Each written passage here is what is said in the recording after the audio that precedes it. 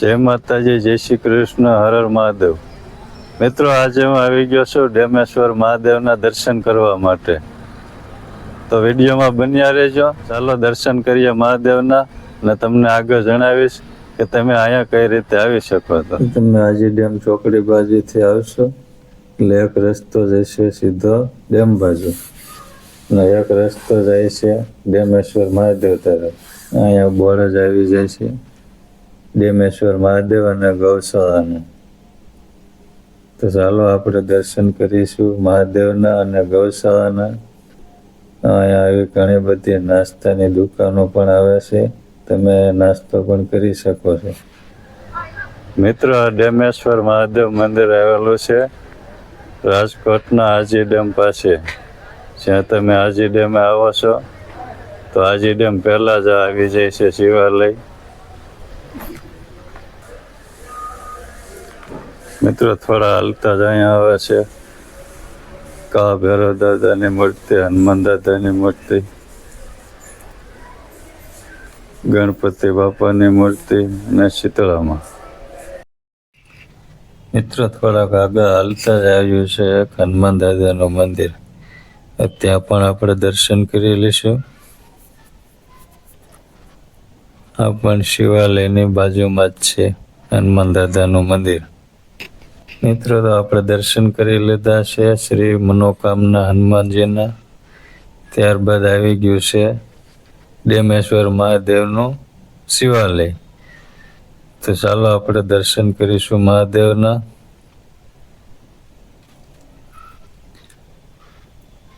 મિત્રો, આ શિવાલય આવ્યું છે હાજી ડેમના બાજુમાં જ. જો તમે હાજી ડેમ આવો છો તો હાજી ડેમ પહેલા જ આવી જાય છે આ ડેમેશ્વર મહાદેવનું શિવાલય.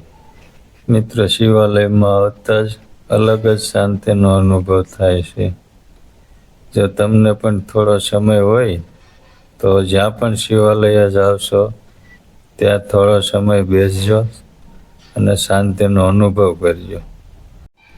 તો મિત્રો, આપણે દર્શન કરી લીધા છે મહાદેવના, અને અહીંયા શિવાલયની બાજુમાં જ ગૌશાળા આવેલી છે.